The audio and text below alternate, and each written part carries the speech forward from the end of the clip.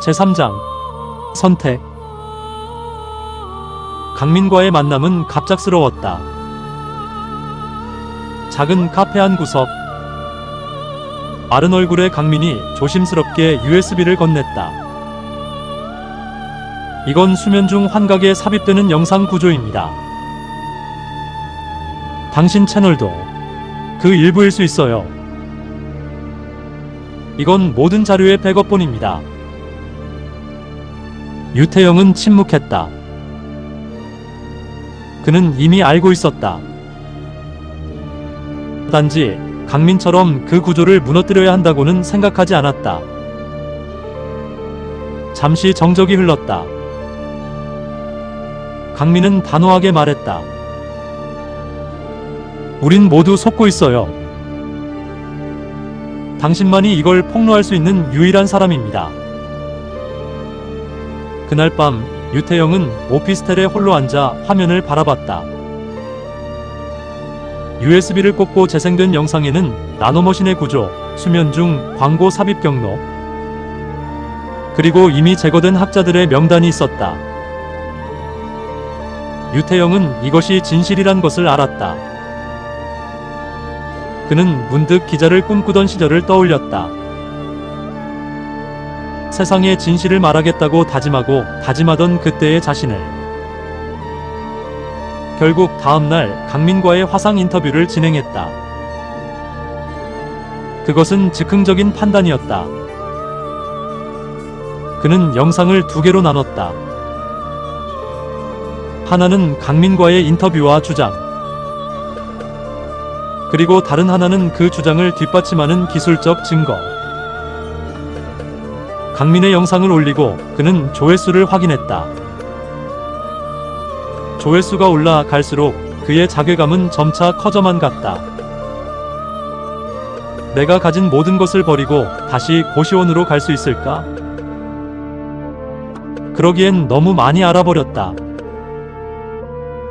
그는 손을 떨며 자각몽 장비를 꺼냈다. 이대로 놔두면 나도 위험해질 거야. 그는 두 번째 영상을 삭제했다. 그리고 꿈속에 들어갔다. 거대한 LED 광고판 앞. 팩트라인 특집, 정신과 의사의 선동, 과연 믿을 수 있는가? 그는 문장을 삽입했다. 유태영은 결국 선택한 것이다. 영상은 화제가 되었지만 반응은 냉담했다. 그냥 또라이 의사 아냐?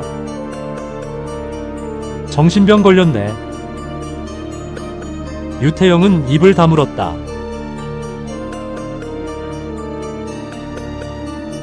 김미영은 그날 새벽 꿈을 꾸었다. 팩트라인 특집, 정신과 의사의 선동, 과연 믿을 수 있는가? 그녀는 천천히 눈을 떴고 숨을 골랐다. 그는 사탄이야. 그녀는 복도를 걸어 예배당으로 향했다. 모인 신도들 앞에서 손을 들었다. 계시가 내려졌습니다. 우리가 믿는 세상을 부정하려는 사탄이 나타났어요. 그의 이름은 강민, 정신과 의사, 그리고 혼돈을 주입하는 자입니다. 신도들 사이에서 누군가 조용히 손을 들었다. 그를 막아야 합니까? 김미영은 미소 지었다. 그건 신의 뜻을 따르는 자의 몫이죠.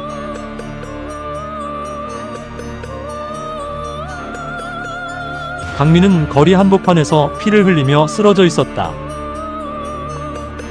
칼에 찔린 강민은 아무 말도 남기지 못한 채 그대로 숨을 거두었다. 범인은 도망치지 않았다. 오히려 현장에 남아 경찰을 기다렸다. 그는 사탄입니다. 그 말만 반복했다. 취조실에서 범인은 그렇게 말했다. 예언자님께서 말씀하셨어요. 그는 혼돈을 퍼뜨리는 자라고. 그가 말하는 예언자는 김미영이었다. 유태영은 TV 속 강민의 사망 보도를 묵묵히 바라봤다. 그는 두 손으로 얼굴을 감쌌다. 강민, 미안해. 어두운 사무실. 보좌관이 연구소장에게 말한다. 도대체 무슨 꿍꿍이지? 김미영은 왜 아직도 제거하지 않은 거지? 연구소장은 짜증내며 목소리를 높였다.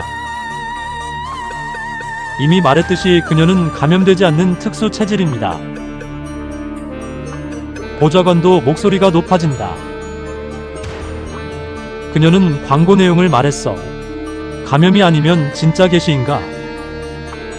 그걸 어떻게 설명하지? 보스가 낮게 말한다. 그만해. 연구소장은 이만 나가봐. 연구소장이 보스에게 고개를 숙여 인사하고 나간다. 오늘 저녁에 시간 좀 있나? 보스가 보좌관에게 말했다. 도심 고층 빌딩의 한켠 술잔을 기울이는 두 사람. 보스와 보좌관. 그 친구 누구였지? 자네 밑에 있다 죽은 친구. 보스가 말하자. 예. 제가 아끼던 친구였죠. 그냥 짱구라고 불렀었죠.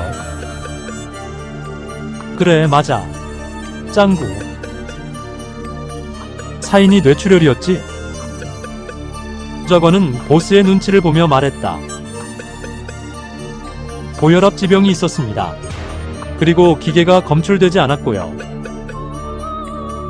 보스는 쓴웃음을 지으며 그래, 연구원들이 그렇게 말했지. 아마 그 친구가 연구원들 군기 담당이었지? 보좌관은 침묵했다. 난 자네 마음 다 알아. 나도 가끔은 무서워. 보좌관은 보스의 말에 정신이 들었다. 취하셨습니다. 그만 일어나시지요.